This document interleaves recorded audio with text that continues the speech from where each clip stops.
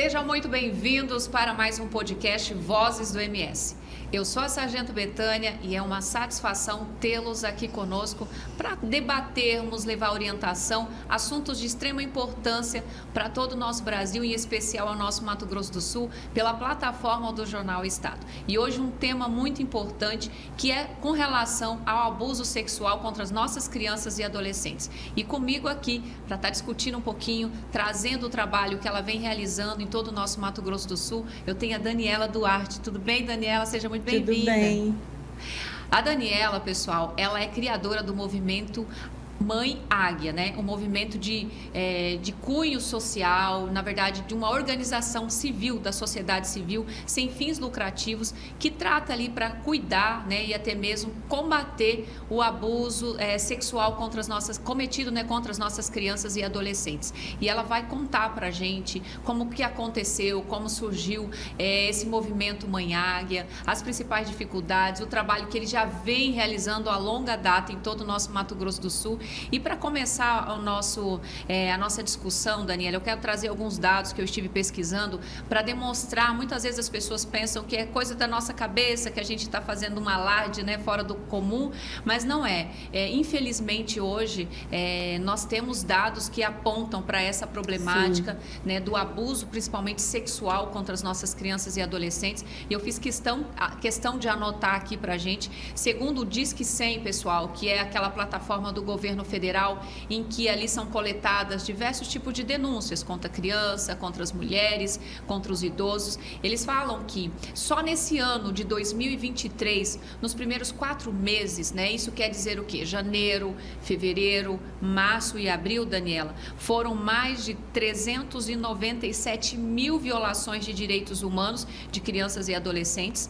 E dentre essas 397 mil violações, lá estão presentes, sabe quantas? 17.500 denúncias que envolvem violência sexual, físicas, abuso, estupro, exploração sexual e psíquica contra as nossas crianças e adolescentes. Então, isso é uma problemática que não é coisa da minha cabeça, não é coisa do movimento Mãe Águia. Infelizmente, é uma triste realidade que assola o mundo afora, Brasil, e no nosso Mato Grosso do Sul não é diferente. Tanto é que, dentre esses dados que foram disponibilizados para toda a sociedade, que vocês que nos acompanham podem ter acesso, acessando lá simplesmente informações do Disque 100, diz que dentre essas denúncias, né, dessas 17.500 violações envolvendo violências sexuais, né, estupros contra crianças e adolescentes, olha só, 1.092 denúncias foram realizadas por Mato Grosso do Sul. Então, isso significa que no nosso estado, durante esses 4 meses, Daniela, já desse ano de 2023, nós tivemos 1.092 crianças ou adolescentes que, infelizmente, foram vítimas de algum tipo de abuso sexual ou alguma exploração. Então, é uma problemática que nós precisamos discutir, que nós precisamos, de fato, apresentar também para a sociedade a parcela que nos cabe enquanto, né, protetores da criança e do adolescente, e também saber como e onde cobrar, né, dos nossos gestores, do poder constituinte, para que as políticas públicas de fato possam ocorrer e como enfrentar todo esse problema. Então, eu quero convidar você agora para o nosso diálogo aqui com os nossos telespectadores e conta um pouquinho para a gente, Daniela, como que surgiu esse movimento Mãe Águia, há quanto tempo ele já existe no Mato Grosso do Sul?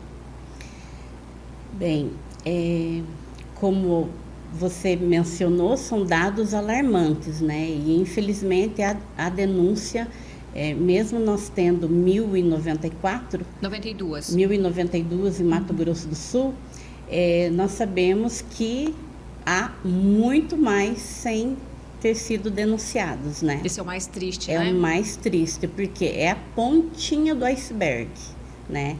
Então, é a responsabilidade mesmo da sociedade civil, ter conhecimento, ficar esclarecida, saber dos órgãos em que pode realizar essa denúncia. E nós, enquanto profissionais do serviço social, sempre trabalhamos nas comunidades, junto às famílias, quase 30 anos. Você é assistente social? Sim, sou assistente social. E Então, nós conseguimos identificar em alguns momentos, em alguns vários momentos, que essa criança, em situação de violência sexual, ela não era levada, não era encaminhada, não existia denúncia em relação à violência sexual, porque eu estou militando, digamos assim, né? Sou ativista da infância e adolescência há quase 30 anos, né? E aí, com todo esse tempo e sempre atuando junto às famílias, a gente vai conseguindo identificar. E eu comecei a estudar mais, fiz um mestrado para poder constituir, para poder legalizar essa OSC, né? Organização da Sociedade Civil, Associação Movimento Mãe Águia, justamente para colaborar com a sociedade, colaborar com o município de Campo Grande e agora Mato Grosso do Sul, porque eu estou conselheira estadual dos direitos da criança e do adolescente também. Nossa, que legal. Então, nós conseguimos atuar em todo o estado. E mesmo na organização, nós já atendemos crianças que vinham de Ribas do Rio Pardo, Bandeirante, Palmeira, Terenos, municípios próximos. Mas já atendemos também, né, Mato Grosso do Sul. Então, ela se tornou constituída através desse mestrado que foi recomendado, né, no trabalho de conclusão de curso. Aí eu convidei alguns amigos, nós constituímos amigos da rede de atendimento, da rede de proteção à criança e ao adolescente, então ativistas como eu, e iniciamos esse trabalho. Isso tem quanto tempo já? Quantos anos? Dia 20 de dezembro completam 10 anos. 10 anos. É a primeira década, ainda é uma criança, mas é uma criança muito bem cuidada. Não, e é um trabalho que vocês prestam à nossa sociedade, nossa, é de extrema relevância, né? É que nem a gente estava conversando até poucas horas aqui, antes de começar a gravação, né? Nós estávamos contando da dificuldade, né, Dani, de realmente haver essa denúncia, porque de todos esses casos que chegam a público, que as pessoas têm conhecimento, infelizmente isso não chega nem a 10%. Então, significa que muitos abusos, muitas situações de vulnerabilidade, esse maus tratos que essas crianças vêm sofrendo, infelizmente muita coisa ainda é muito escondida, é muito colocada ali embaixo do tapete. E como a gente, enquanto sociedade, você acha que a gente pode contribuir, Dani, para que a gente consiga levar essa conscientização para a nossa sociedade, levar essa conscientização para as famílias, porque é um dado que você me passou, que a gente vê, né, em bastante evidência, é que 85% dos casos do abuso, essa criança, ela sofre esse abuso dentro do ambiente familiar ou de pessoas muito próximas do seio familiar, do convívio dessa criança, que de certa forma exerce sobre ela ali alguma influência, né? Ou superioridade, alguma autoridade, ou até mesmo tem dessa criança uma certa confiança, né? Um vizinho, um parente muito próximo. Então, como nós, assim, enquanto sociedade, vocês também, né, com a sua experiência no movimento Mãe Águia, o que você acha que nós, enquanto sociedade, nós podemos reforçar, contribuir para que a gente possa alcançar uma prevenção mais efetiva? Bem, essa tua iniciativa já Sim, né? Já parabenizo, porque nós precisamos mesmo de muitas pessoas da sociedade civil, profissionais como você, e de todas as áreas possíveis, para que nos ajudem a levar isso para a sociedade, né? Porque é muito difícil. Para nós também não foi fácil, por exemplo, realizar essas ações preventivas nas comunidades no início, né? Até hoje nós fazemos ações preventivas, mas eu digo assim mais no início porque as pessoas não aceitam, elas não são assim muito receptivas, um assunto difícil, é um assunto complexo, né, velado, tabu, enfim. Então nós temos que sempre argumentar, tem que sempre colocar o direito da criança na frente de todas as questões. E até porque, né, a figura, infelizmente, do abusador, ou até mesmo do pedófilo, que também é um tema, né, essa pedofilia é algo que nós vamos trazer também para discussão aqui no nosso podcast, tudo aquilo que é de relevância e principalmente 3 pilares, sabe, Dani, que eu considero muito importante. Eu sou da segurança pública, mas, acima de tudo, eu sou mulher e sou mãe.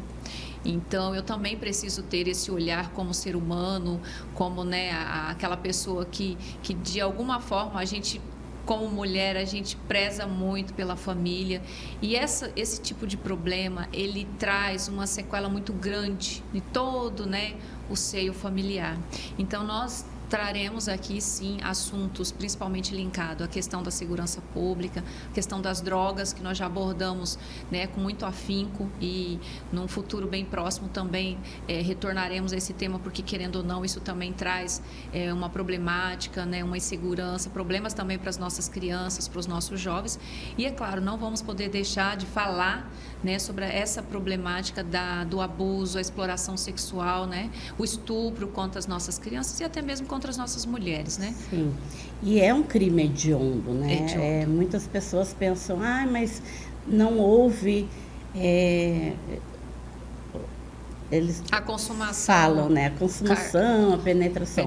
Mas o abuso sexual acontece de várias formas, inclusive mesmo sem contato físico, né? Então, mesmo assim, é considerado como um crime hediondo perante a lei, né? E aí, voltando um pouquinho nas ações preventivas, nós tivemos que nos adaptarmos e avançarmos em várias questões, inclusive profissionais, para podermos dar conta dessa complexidade. E aí, fomos novamente para o banco escolar, né? Fizemos outra formação chamada psicodrama, que é uma técnica. Então, nós trabalhamos com as mulheres, com essa mãe, com essa tia, com essa avó, com essa madrasta, que ficou responsável por essa criança ou por esse adolescente. Então, nós fazemos um trabalho terapêutico, não deixa de ser terapêutico mesmo. Com essa criança, no caso, que sofreu algum tipo de abuso? Com a responsável. Porque que sofreu algum tipo já de abuso? Isso, exatamente. Já após. A responsável que foi encaminhada para lá com a criança e o adolescente. Sim. Então, esse trabalho tem sido muito efetivo, porque não consegue somente trabalhar apenas essas questões, mas porque a mulher tem várias outras questões, né?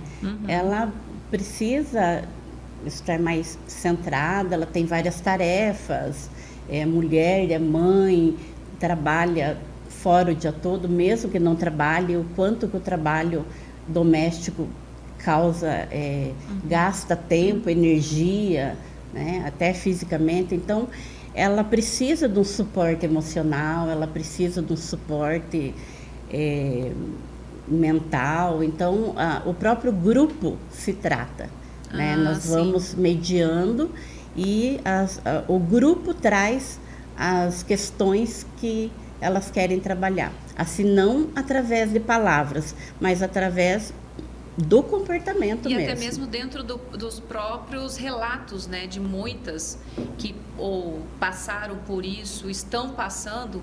Eu acredito que esse compartilhamento ali, né, das suas, infelizmente, tristes experiências, acaba que de alguma forma também fortalecendo, não é mesmo? Com certeza. Inclusive, desse trabalho, de um dos trabalhos, né, gerou um livro chamado Transformando Dor em Flor. Eu lancei em final do ano, em dezembro de 2022, e eu fiquei muito surpresa porque quando as mulheres chegam lá, e é totalmente normal, elas estão já cansadas de peregrinarem por toda a rede, por todos os lugares, né? Muitas vezes não são ouvidas, bem atendidas, recebidas. Não são ouvidas, e muitas vezes é o que bastava naquele momento, né? Você dar atenção, você olhar nos olhos, mostrar que você está ali, né? Que ela não está sozinha. Então, Eu fiquei surpresa porque elas participaram ativamente. Nesse grupo foram 15 mulheres, esse que gerou o livro, e no lançamento elas foram. Elas participaram, eu fiquei assim, muito feliz, porque é um indício, é uma demonstração de que, puxa, foi bom ter participado, valeu a pena. Então, assim, nós ficamos assim, muito felizes com isso. E em relação à criança e ao adolescente, elas passam por um psicanalista, passam também pelo atendimento personalizado. Sim. E com aquele trabalho vai minimizando a dor e os traumas. Até não porque os significa... traumas são algo assim que Exato. muitas ao longo da vida, né, Dani, não Exatamente. conseguem. Não, e eu comecei a perceber realmente isso, que seria assim ao longo da vida, esse tratamento, esse cuidado, quando muitas mulheres, moças, inclusive pessoas idosas, chegavam até mim e falavam: olha, eu fui abusada sexualmente na infância, aconteceu isso e isso, hoje eu sou assim, assim. Então, tudo isso que foi falado aqui na palestra, tudo que foi falado aqui nessa ação preventiva, caiu assim para mim, como eu falo, né, como uma luva. Por isso que a importância, né, daquele que passou, né, por algum tipo de abuso, ele procurar um profissional, ele falar sobre o ocorrido, porque ajuda, né, ajuda a ele desenvolver melhor a vida, porque muitas consequências que a gente tem depois, principalmente quando a gente vai se relacionar com uma outra pessoa, né? Exatamente. Isso acaba gerando uma série de travas, algum certo de bloqueios. Sim. Que se a pessoa não cuidar, não tratar, não falar, não buscar um profissional realmente para que possa auxiliá-la em toda essa interação com o outro, infelizmente acaba, né, Dani, trazendo muitos problemas dentro do relacionamento ali, né? Sim, já tivemos relatos como esse, de que a jovem, né, casou-se e infelizmente ela não conseguia ter relacionamento sexual com o marido, e devido ao abuso sexual na infância. Eu fiz mesmo um podcast aqui com uma, né, recente, estava conversando até com uma outra pessoa que passou por esse tipo de problema, e ela falou para mim assim: olha, Sargento Betânia, eu acredito que por um período da minha vida eu comecei a desenvolver um comportamento de homossexual justamente por conta desses abusos que eu sofri. Por quê? Porque quando eu fui pegando na minha adolescência, quando eu via assim, isso é uma mulher me falando, né, um homem, parece que eu sentia o cheiro daquele abusador, e aquilo me afastava, me causava, né, um bloqueio. Foi onde eu comecei a me relacionar com mulheres, justamente por conta dessa repulsa que eu tinha dos homens por conta desse abuso. Hoje, né, ela já tem a família dela constituída, graças a Deus ela conseguiu, né, se desvencilhar desse bloqueio, mas eu digo que olha para você ver como que é triste e como que é traumático na vida de uma pessoa ela passar por um abuso, né, sexual. Isso traz um problema muito grave. Então, nós, enquanto família, nós, enquanto sociedade, por isso que eu prezo muito, Dani, a questão da prevenção. Porque eu acho que isso assim é na saúde, é na segurança, em todos os segmentos. Se a gente começa a trabalhar para evitar que esse mal aconteça, com certeza a gente vai evitar desgaste, a gente vai evitar gasto financeiro, a gente vai evitar tantos problemas. Mais direitos, né, violados da criança, porque trabalhando bem a prevenção, ela não vai chegar até um serviço de acolhimento, por exemplo. Né? Então, são mais revitimizações que a criança vai passar, vai sofrer. Então, é isso mesmo que você falou. Quanto mais nós, rede de atendimento, rede de proteção à criança e adolescente, enfim, todas as políticas públicas trabalharem na prevenção, muitas causas serão minimizadas, digamos. E evitadas também, evitadas. Né? E começa dentro de casa. Começa dentro de casa, na minha casa, na sua casa. com as nossas famílias, é ter um acompanhamento dos nossos filhos, saber com quem nossos filhos estão falando, procurar saber com quem nós estamos deixando os nossos filhos quando nós vamos para o trabalho, principalmente para nós, mulheres, né? Infelizmente aquelas que acabam terminando um relacionamento e aí conhece uma pessoa, muitas vezes não conhece direito, não investigou a fundo se essa pessoa tem algum tipo de problema com a justiça, se já teve algum problema, já respondeu por alguma situação de abuso, de violência, coloca dentro de casa, né, um companheiro, e ali ela precisa trabalhar, acaba que entregando, né, ali a guarda por um período dessa criança por uma pessoa que pode vir a cometer um abuso. Então, em especial quando eu vou, Dani, fazer algumas palestras nas escolas ou com as mulheres, eu procuro conscientizá-las com relação a isso, para a gente tem que ter um cuidado com quem nós vamos deixar o nosso tesouro, que são os nossos filhos, né? Como que nós vamos garantir a infância, preservar dessa criança.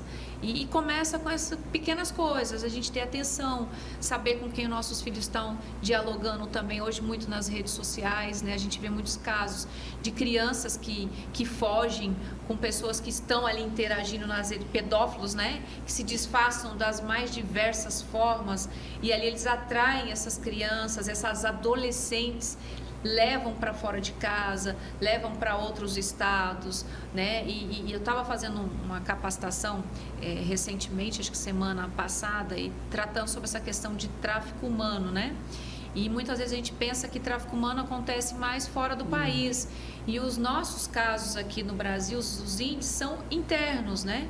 São dentro das nossas próprias fronteiras, né? Nas nossas divisas, embaixo dos nossos narizes. Então, e a grande parte desse tráfico também de pessoas, principalmente meninas, né? Não que não aconteça com os meninos, mas a grande maioria são com meninas e com mulheres, né, do gênero feminino, e são levadas para trabalhar para a exploração sexual. Exatamente, a exploração sexual. Eu fiz uma postagem esses dias também no Facebook, falando sobre a reportagem que eu estava assistindo no Globo Repórter, que o quanto que cresceu o índice do crime virtual, né, através das redes sociais. Isso que você falou, eles aliciam através, né, das redes sociais, muitas vezes prometendo um trabalho, algo do tipo, e acaba que é o tráfico humano mesmo, e é para fins de exploração sexual. E fica aqui um alerta para as nossas jovens, para as mulheres. Hoje tem muitos golpes dentro mesmo falando nessa plataforma virtual. A mulher, né, começa a se relacionar ali com uma pessoa, né, em vários sites. Ali ele se apresenta, né, com uma pessoa cortês e começa, né, conversar, envolver. Quando vê, né, infelizmente já está aplicando um golpe, pedindo Pix, ou ela levando para dentro de casa, e ali dentro de casa, eu vi esses dias uma reportagem falando que ela colocou dentro de casa, e aí ele acabou que ela contraiu empréstimos consignados, perdeu a casa, ficou sem nada, a pessoa abandonou. E aí, em detrimento disso, também pode acontecer até mesmo um abuso, né? Com certeza. Porque você traz para dentro de casa, como se diz, um lobo em pele de cordeiro. Com certeza. E assim, muitas mães saem para trabalhar e falam, não abra casa para estranhos. Só que o vizinho não é estranho, né? Então, assim, todo alerta, todo cuidado, todas as orientações que a mãe, a tia, a avó, porque hoje a família não é mais considerada somente aquela família nuclear, pai, mãe e filhos. Nós temos diversos tipos de famílias. Então, muitas vezes a avó sai, fala para a criança, né, não abra para ninguém, já volto, vou na unidade de saúde, né? Mas, infelizmente, o vizinho não é estranho. É sempre um amigo também, né? Um amigo da família, aquele amigo que é totalmente sério, cortês. Sim. Olha, eu atendi um caso, Dani, e para vocês que nos acompanham, eu trabalhei uma época com a fiscalização das medidas protetivas, né, de violência contra a mulher. E eu fui tratar sobre a questão de violência contra a mulher e acabei ali, ela me relatando um caso que ela sofreu um abuso na infância. Para você ver como que uma coisa, infelizmente, acaba puxando outra. E o que levou a ela aquele relacionamento que ela se encontrava? Justamente para fugir de um período da infância que ela sofria abuso em casa de um vizinho, um amigo da família, que aproveitava-se quando o pai e a mãe saíam, ele ia até a casa, abusava dessa menina, que ela tinha 12 anos na época, dessa criança, e aí ele ameaçava. Ele falava que se ela contasse para os pais, que ele iria matá-los, né, matar a família. Então ela ficou ali refém durante longa data, sendo abusado por que era considerado amigo pelos pais. Aí você imagina quantas histórias, quantas coisas como essa acontecem, está acontecendo nesse momento no nosso Brasil, no nosso Mato Grosso do Sul, porque é muito velada. Sim, né? Inclusive eu gostaria de comentar isso, porque existe assim aquela cultura de comentar: ah, mas o adolescente já tem 13 anos, já tem 12 anos, já tem 11, já sabe o que é, já sabe o que é certo e o que é errado. E assim que nós ouvimos, Sim. né? Mas não entendem, não sabem que aquela adolescente já estava sendo abusada desde criança. A maioria das adolescentes que hoje ou denunciam ou que nós estamos atendendo são crianças abusadas.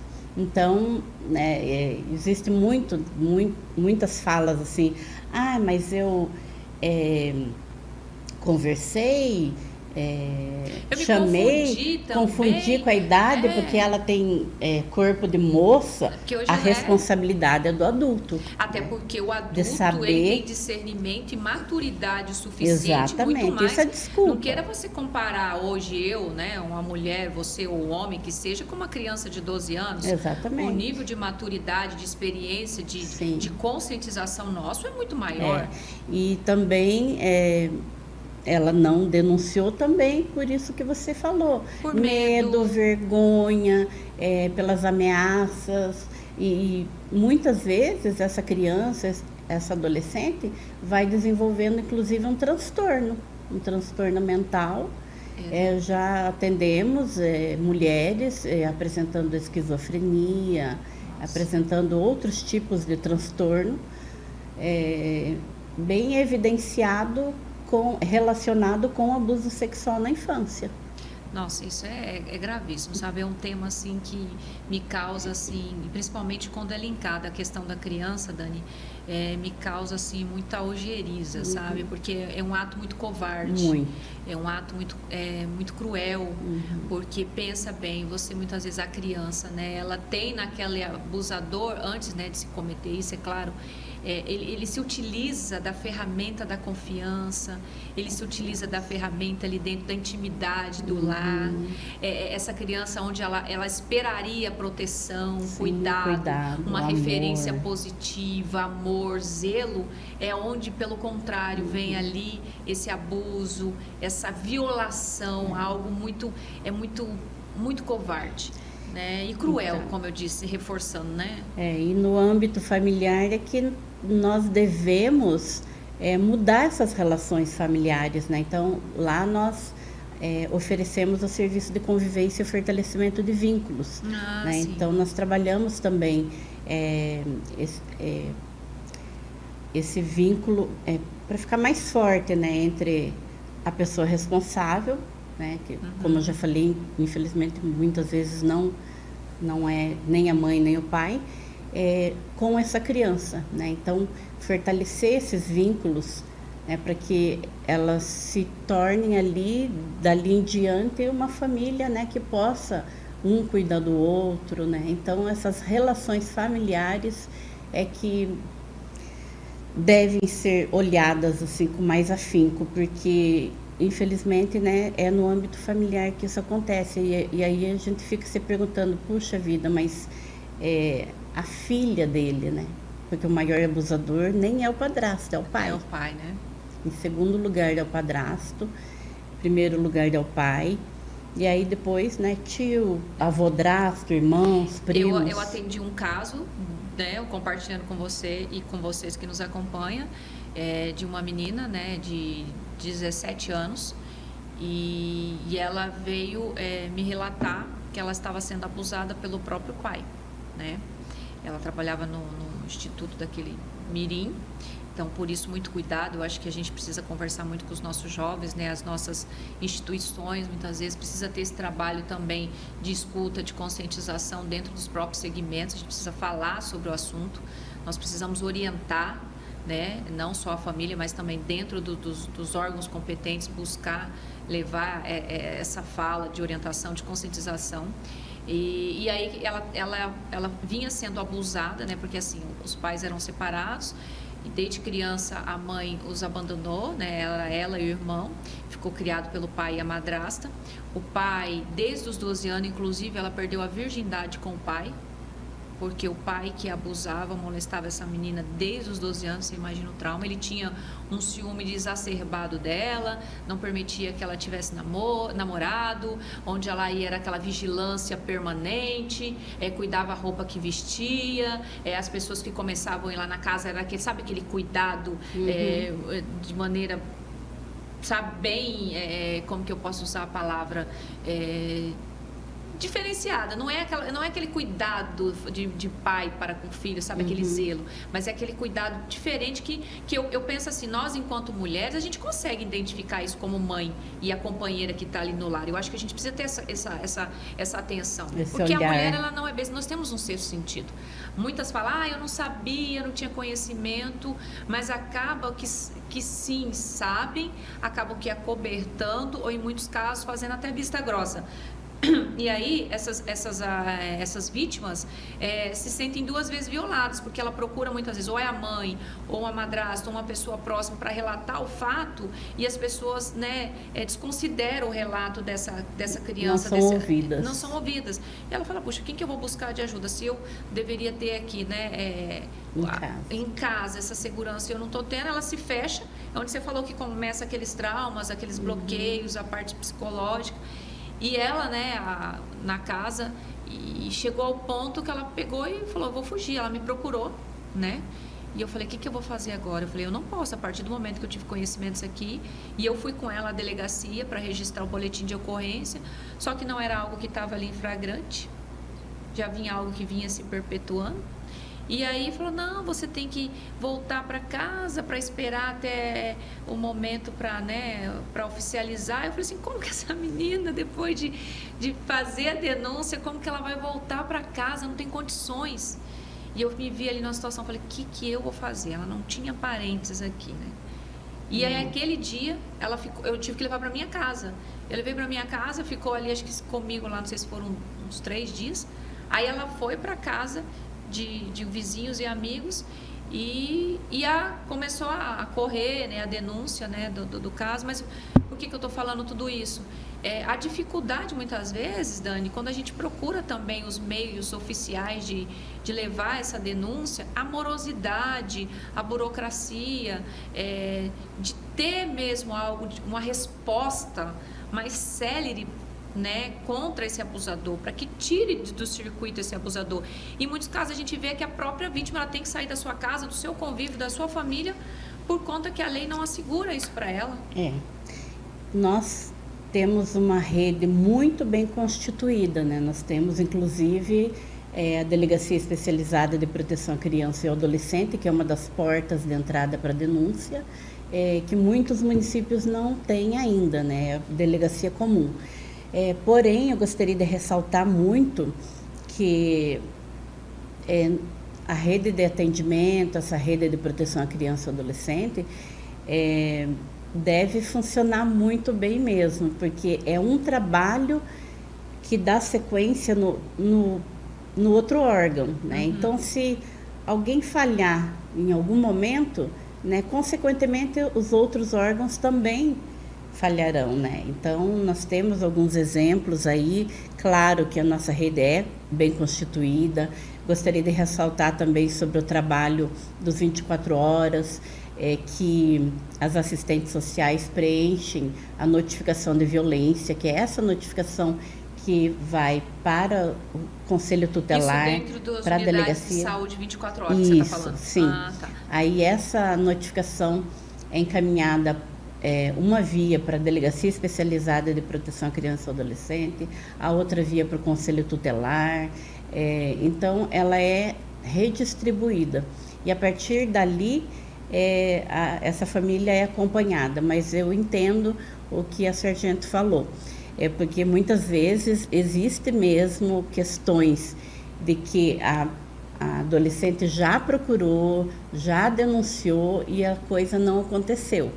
Então, temos essa preocupação sim, embora nós temos muitos avanços, nós temos sim que olharmos para todas essas outras questões em que precisamos avançar definitivamente, porque enquanto isso, muitas outras crianças, nós estamos aqui falando de uma adolescente que você atendeu, mas nós temos aí muitas crianças, muitas adolescentes que muitas vezes não sabem o que fazer, nem para quem contar, né?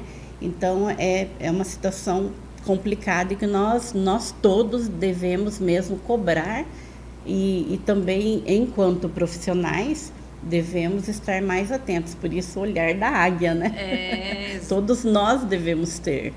E esse olhar os de canais, mãe, né? Que você já colocou mãe águia, acho que é um olhar... Isso. Todos nós precisamos saber dos canais de denúncia, né? Que é a delegacia especializada, que são os conselhos tutelares, né? Então, inclusive, ao longo, né, no decorrer nos próximos dias, lembra que eu falei para você, nós trataremos aqui dessa temática com outras vertentes, né? Eu pretendo trazer aqui também as conselheiras, né, os conselhos tutelares, algumas representantes, não tem como trazer todas, mas algumas para que de fato apresente qual o papel, né, do conselho tutelar, os principais desafios que eles vêm enfrentando, e aí também trazer aqui profissionais, pessoas que também são linkadas. Acho que tem um conselho, né? Você é do conselho estadual também? Do conselho estadual, do SEDCA-MS. Ah, então. Conselho estadual. E já estamos aqui, né? Além do movimento, do conselho também estadual, mas eu quero abordar com maior profundidade, até por conta da relevância que isso é hoje para o nosso cenário aqui, né? Eu acho que a gente precisa começar a discutir. Em relação aos conselhos tutelares, né, a sociedade ainda tem aquela visão, né, de que eles querem fazer o afastamento da criança, né, do lar. Então, muitas famílias se escondem no conselho tutelar. Então, nós precisamos também trazer isso para a sociedade, de que não, o conselho tutelar é um órgão autônomo, é um órgão defensor dos direitos da criança e do adolescente, né? Que ele está ali para orientar as famílias, para aplicar as medidas cabíveis que melhor se adequem àquele momento àquela criança. Então, também penso que é uma boa abordagem.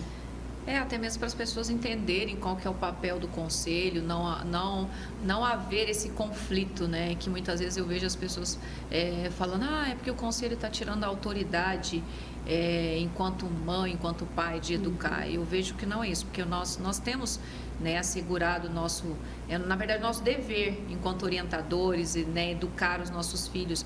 Agora, quando essa orientação e essa educação ela extrapola, né, os limites constitucionais, aquilo da dignidade da pessoa humana, infelizmente é um dever até mesmo não só do Conselho Tutelar, mas de outros órgãos, né, de proteção à criança e adolescente, agir nesses casos. Mas voltando aqui nessa questão, né, do abuso sexual, principalmente, né, é claro que existem outros tipos de abuso, maus tratos, né, de criança, mas em especial que a gente está tratando hoje sobre a questão sexual. Dani, dentro ali do movimento Mãe Águia, tem alguma situação assim emblemática que ao longo da sua caminhada lá, né, enquanto ao movimento, você se deparou, que deixou assim algo registrado assim para você, que foi algo muito difícil, que você enfrentou, assim, digamos, porque a gente sabe muito bem que da onde a gente menos imagina é onde vem, né, o perfil do abusador. E a gente não pode tapar aqui o sol com a peneira. A gente sabe que existem muitas pessoas importantes que estão nos diversos segmentos da sociedade que a gente menos imagina, mas que infelizmente a gente não conhece a fundo como que é ali a intimidade. Você já enfrentou algum tipo de problema nesse sentido? Estou ajudando uma família ou uma vítima e estou sofrendo algum tipo de retaliação, coação por conta desse amparo que você estava prestando a essa vítima? Nós já tivemos, mas assim, diretamente assim não sofremos coação, ameaça, não. Embora nós saibamos, tivemos conhecimento, sim, de autoridades, né, que praticaram, que perpetraram a violência sexual, né, mas foi denunciado, inclusive está sob processo, então eu não posso, assim, comentar muito, né? Sim. Mas, assim, em relação à coação, graças a Deus, não. Mas se tivesse, nós teríamos tomado as providências. Tá. E eu gostaria de ressaltar, sargento, os órgãos que encaminham as crianças para nós, porque como é muito difícil, né, um tema muito difícil, uma violação muito grave, é muito difícil, é muito raro que as pessoas cheguem até lá por demanda espontânea, né? Então, a maioria dos casos são encaminhados pelo Ministério Público, pela Vara da Infância, Adolescência e do Idoso, por todos os conselhos tutelares, nós temos 5 em Campo Grande, por unidades de saúde, por CRAS, que são as unidades de assistência social, e por pessoas da sociedade civil também que, quando conhecem, ligam, informam até por WhatsApp, só que aí nós temos que fazer todo o trabalho de denúncia para poder gerar um processo como tem que ser, né, bem trabalhado para até a criança chegar na organização da sociedade civil. Então, eu estou olhando um dado aqui, até coloquei meu óculos, que eu estou meio ruim para enxergar. E aqui fala assim, ó, observa-se que os tipos de violências mais cometidos são o estupro, né? Isso corresponde a 56%, seguido, né, do abuso sexual, que corresponde a 29,2%. E entre os abusadores, 81% são do sexo masculino e 4,3% do sexo feminino. Por mais que seja um quantitativo menor, mas aqui também existe, né, um percentual que eu quero demonstrar aqui sobre a questão da abusadora também ser do sexo feminino, né? Então, muitas vezes a gente, quando fala de violência sexual, abuso, muitas vezes a gente acaba remetendo mais, né, falando, né, a figura masculina. Mas eu acho que esse dado aqui também, eu acho que a gente também precisa ter uma atenção, né? Nós já tivemos também casos semelhantes. É um índice muito menor mesmo, mas nós enquanto sociedade, temos também mulheres vitimizadoras. Então, também é outra coisa que a gente precisa... Ó, os principais agressores dessa faixa etária são familiares, como a gente bem colocou, né? Amigos, conhecidos, e disparo local com maior incidência são o quê? As próprias residências, com registro em torno dos 71%, né? E depois a sequência vem as escolas e vias públicas. Então, ainda continua imperando a questão do lar, né? Sim. Aquele ambiente familiar que deveria ser um ambiente protetivo e acaba sendo um fator de risco. E por isso que eu falo também, Dani, a questão da importância dessas ações de conscientização, não só na família, mas também nas escolas, abrir para que toda a sociedade tenha um entendimento desse problema que é latente, por isso que é o nosso papel aqui. E como fazer também para buscar vocês, digamos que alguém que está nos assistindo agora, ou tem conhecimento, a pessoa conhece, e é claro que no primeiro momento ela não sabe a quem recorrer, como buscar, digamos, chegar até vocês. Claro que o primeiro momento é ir até a delegacia, né? Registrar lá, fazer a sua denúncia. Mas caso ela não queira ir à delegacia, mas procure vocês para primeiramente ter esse respaldo, muitas vezes emocional, psicológico, para ter essa coragem, né? Nós nos situamos à rua Maria Catayama, 119, no Jardim das Perdizes, onde é o grande universitário. Pode telefonar no 67-3381 6252. E em relação o que a sociedade poderia fazer para até nós aumentarmos as ações preventivas, eu posso deixar aqui um convite, pode ser? Sim, claro, com certeza. Se profissionais ou pessoas que têm vontade ou que tem assim uma habilidade para conversar com crianças, para conversar com adolescentes, podem nos procurar, porque nós podemos fazer essa formação, né? Nós temos uma equipe especializada, eu enquanto assistente social e o psicanalista que é consultor do terceiro setor também.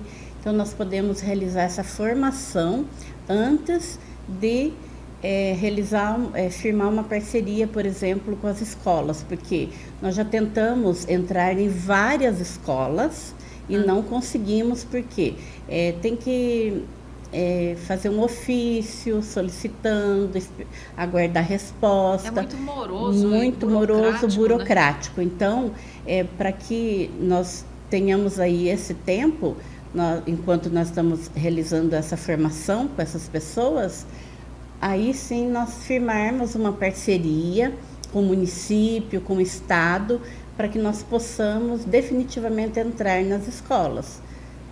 Porque é um local muito adequado. Sim. As pessoas, inclusive, nos cobram, vocês tinham que voltar para as escolas. Exatamente. Porque antes da constituição do movimento Mãe Águia, eu até conseguia com mais facilidade, porque eu estava nas comunidades, no meu trabalho próximo, então trabalho com a rede local. Você já tinha um acesso com alguns, né? Sim, totalmente. Mas, infelizmente, assim, em outros lugares não tem, a pessoa não me conhece, não sabe quem eu sou, fica mais complicado. E eu vejo mesmo que nas escolas nós precisamos desse trabalho muito mais fortalecido, tá? Sim. E a dificuldade de ingresso e, ao mesmo tempo, o próprio Estado acaba que não dando condições ali para a escola. Acaba desaguando ali, né, Dani, o problema, onde é identificado muitos abusos. Inclusive, nós temos uma lei estadual, né, da Celina Jalade, e tá, assim, nós estamos na luta, os dois conselhos, CRESE e o Conselho de Psicologia. Por quê? Para realmente efetivar essa lei, colocando assistentes sociais e psicólogos nas escolas. Mas vai tirar o lugar da pedagoga. Tem vários... Gente, vai tirar o lugar de tal profissional. Não. Cada profissional vai fazer o seu trabalho. O trabalho do assistente social e do psicólogo dentro das escolas é trabalhar com as famílias. E eu acho assim, no meu entendimento, eu vejo que nós precisamos tratar dessas questões de uma maneira sistêmica. Nós precisamos, dentro da escola, para esse público escolar, não só para os alunos, mas para a família, a gente precisa de equipes multidisciplinares. Sim, com São certeza. Várias frentes de atuação, né? Uma parte é a parte do conhecimento, desenvolvimento intelectual, mas nós precisamos desse respaldo. Eu estive também realizando algumas palestras em escolas e eu percebi a fragilidade emocional que os nossos jovens hoje se encontram. Muito. Né? Muito fragilizados, ao ponto que em um lugar específico, uma escola que eu fui, eu terminei a palestra, tinha umas 3, 4 chorando, me procurando. Você acaba tendo que dar aquele suporte. Por quê? Porque o que eles vêm passando dentro do ambiente familiar, infelizmente hoje, coisas assim muito fortes. Sim. Isso por conta do quê? Muitas vezes, ou é pelo fato a pai, a mãe muito ocupado, a carreira, diversos compromissos, ou também por muitas omissões e negligências dentro desse lar, ali dentro o problema de alcoolismo, o problema das drogas, o problema da violência doméstica, o abuso, enfim. São N fatores. N fatores que dentro daquele lar está totalmente deturpado e que essa criança, esse adolescente não está encontrando esse respaldo emocional. Está havendo esse desequilíbrio. Então, essa fala que você falou da importância desses profissionais, eu comungo com você desse mesmo pensamento. Eu acho que quanto mais profissionais que possam dar esse suporte para essas famílias, até mesmo que devido a diversas situações hoje não está tendo, só que assim, a gente também não pode ocupar um lugar e um dever que é da família. A família também não pode terceirizar para os profissionais aquilo que é uma responsabilidade nossa. né? Porque eu vejo muito isso também, sabe, Dani? A família hoje jogando para a escola, a responsabilidade, aquela que é de educar realmente é nossa, que é certo, que é errado, os valores, e acaba que transferindo para a escola, e aí a escola está com os ombros que não aguentam mais. Não E ali também acaba que sendo um lugar onde identifica esses casos de abusos, não é? Sim, com certeza. O trabalho de uma equipe multidisciplinar é fundamental, maravilhoso mesmo. E é aquilo que eu falei, cada profissional tem a sua expertise, as suas atribuições, as suas competências. Então, como nós faremos trabalho integrado. Sim. Um trabalho integrado e vai ser mais fortalecido. Exatamente. Quem vai sair ganhando com isso? As famílias, a criança, o adolescente, né? E esse trabalho com as famílias surgirão muitos resultados, porque será um trabalho sistemático.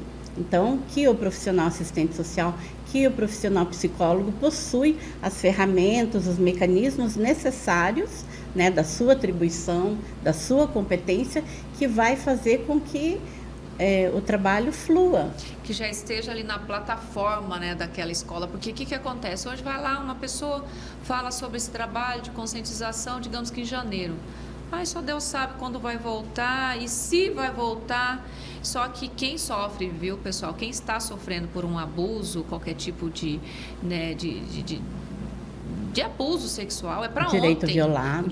A gente não pode ficar esperando medidas protocolares. Não, a gente precisa de medidas efetivas e céleres, né? Exatamente. A gente precisa dar uma resposta para essa vítima, até mesmo para que ela tenha força para prosseguir, porque a denúncia é apenas um passo de todo o longo caminho que ela vai enfrentar. Nossa. Totalmente. E se ela já começa não sendo dada uma resposta para ela no simples fato da denúncia, você imagina no decorrer do processo, da ação o quanto vai agravar, né? Exatamente. Inclusive crianças, né, perdendo a vida, deixando de conviver com a família, deixando de conviver na comunidade onde nasceu, onde estava estudando, para ir para um serviço de acolhimento, por exemplo. Exatamente. Então, vocês viram como é tão importante, né, esse assunto, esse tema, e eu quero já deixar aqui de antemão, convidar você também, Dani, para acompanhar depois os nossos próximos episódios. Agradeço. Esses que estão em casa também, nesse momento, nos acompanhando.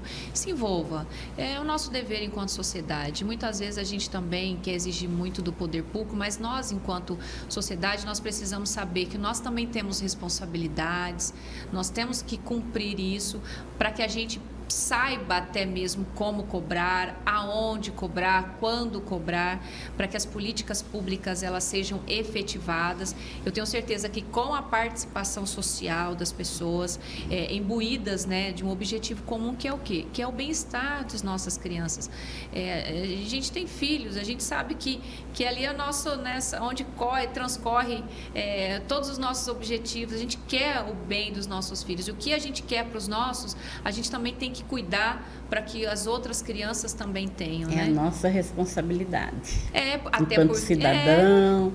Né? Até porque essas crianças, elas serão o quê? Nós amanhã. Exatamente, são quem vão nos cuidar. E aí? Como que vai ser esse profissional que irá me substituir, que com certeza vai substituir a Dani lá no Mãe Águia, e tantos outros segmentos da sociedade. Então, se nós queremos ter um futuro melhor, pessoal, nós precisamos cuidar do presente. Não adianta ficar sonhando tanto com o futuro e preso no passado, se nós não cuidarmos hoje daquilo que é essencial, do bem-estar, da inocência, preservar a inocência das nossas crianças, não pular etapa, né, Dani? Hoje é uma precocidade na questão da sexualidade, na exposição das crianças. Eu trato muito sobre isso também. Eu acho que isso também acaba aqui, querendo ou não, aflorando, né, muito cedo, a questão da gravidez, né? Gravidez na adolescência. Esse namoro, muitas vezes, muito precoce, que nem é bem um namoro, né? Mas os pais acabam aqui incentivando. Então, são assuntos que a gente precisa tratar e discutir. Sim, e avançar nas políticas públicas voltadas à criança e ao adolescente, né? Porque sem investimento do poder público, sem recursos, dificilmente as organizações da sociedade civil que que trabalham com essa criança, com esse adolescente, com essas famílias, poderão avançar em todas as questões que nós trabalhamos, né? Então, é fundamental que o poder público volte os olhos mais precisamente para nós, né?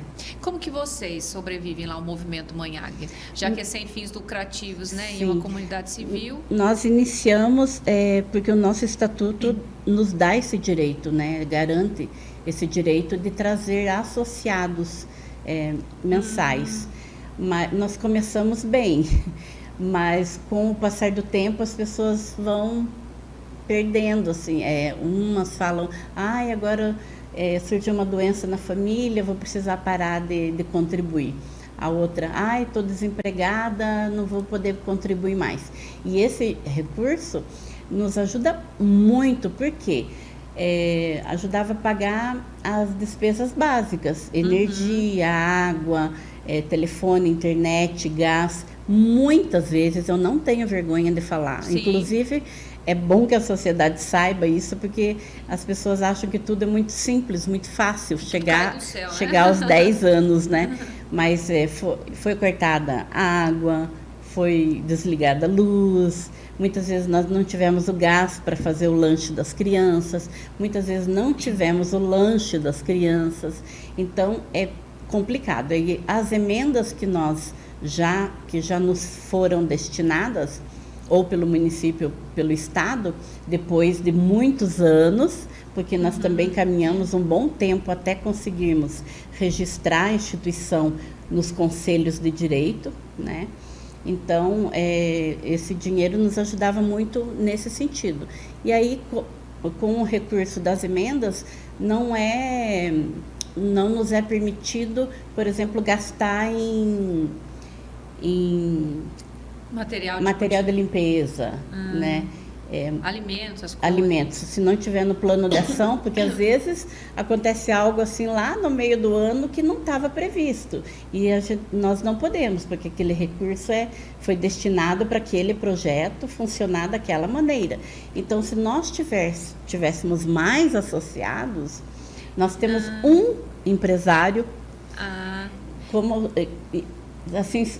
Nós poderíamos ter muitos outros, mas nós não temos. Nós temos um empresário que está rigorosamente todos os meses contribuindo, e pouquíssimos associados físicos. Física, né? Pode. Então, vocês que nos acompanham, pessoal, por favor, é um trabalho de extrema importância, é um trabalho assim fundamental. Convoco vocês, se vocês eu não sei bem como funciona, vai lá, faça uma visita, verifique o trabalho que esses profissionais valorosos realizam para a nossa sociedade, né? A gente deixou o endereço aí certinho que a Dani falou. Sim, nós estamos inscritos, né, no Conselho Municipal de Assistência Social, Conselho Municipal dos Direitos da Criança e do Adolescente. Nós possuímos assento nesse conselho. Possuímos assento, né, como já foi falado, no Conselho Estadual dos Direitos da Criança e do Adolescente. Então, não só trabalhamos, né, em favor da sociedade, mas nós, profissionais, ainda nos doamos, né, trabalhando nas questões, nas atribuições dos conselhos de direito. Para a pessoa que quiser se associar, tem um valor específico? Não tem. É o valor que ela puder contribuir. Que ela puder contribuir, que não vai fazer falta e que ela realmente saiba que está sendo utilizado em um projeto importantíssimo, né? Sim, então, gente, olha só, aí para vocês terem, né, esse grau de consciência, vamos nos ajudar. Muitas vezes a gente gasta, né, dinheiro ali com uma cervejinha, outros vai ali comprar, né, alguma coisa ali de maquiagem.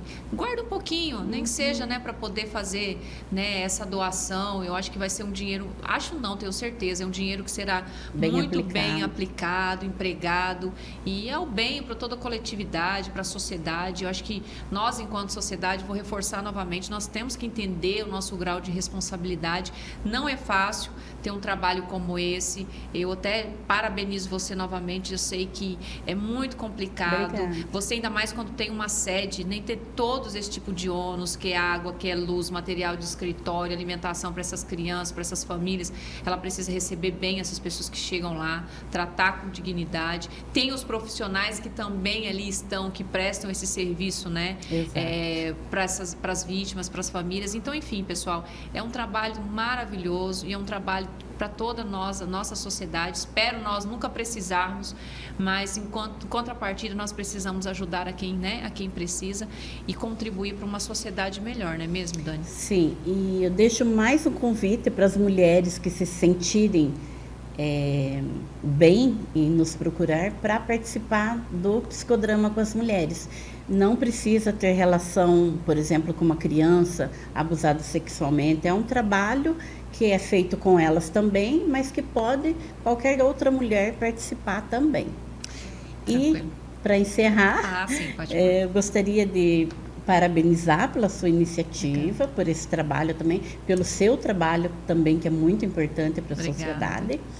E agradecer a todos que estão nos ouvindo, dizer que não é fácil, mas que se nós tivermos também a sociedade envolvida, fica muito melhor, muito mais leve, muito mais tranquilo para nós darmos sequência nesse trabalho que é tão complexo, difícil, mas que nos traz também grandes gratificações. Quando nós lembramos das crianças que lá estão, a gente fica emocionada, porque lembra dos bracinhos ao redor do nosso pescoço. Então, não é tudo só coisas ruins, né? Nós já tivemos assim muitos sentimentos bons por estarmos ali realizando esse trabalho. Então, são sentimentos realmente de que é indefinível. São coisas, assim, são momentos que eu vou lembrando que traduz realmente o amor, sabe?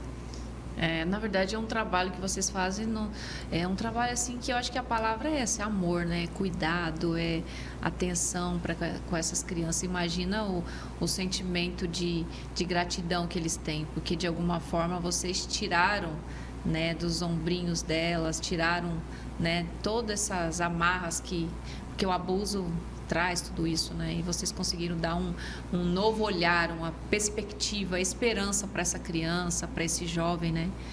Que em muitos momentos encontram, assim, eu acredito que num túnel, assim, fala, de onde que eu vou encontrar a luz, né? Que quando ele está passando por isso não é fácil. E hoje, cadastradas, nós temos 50 crianças.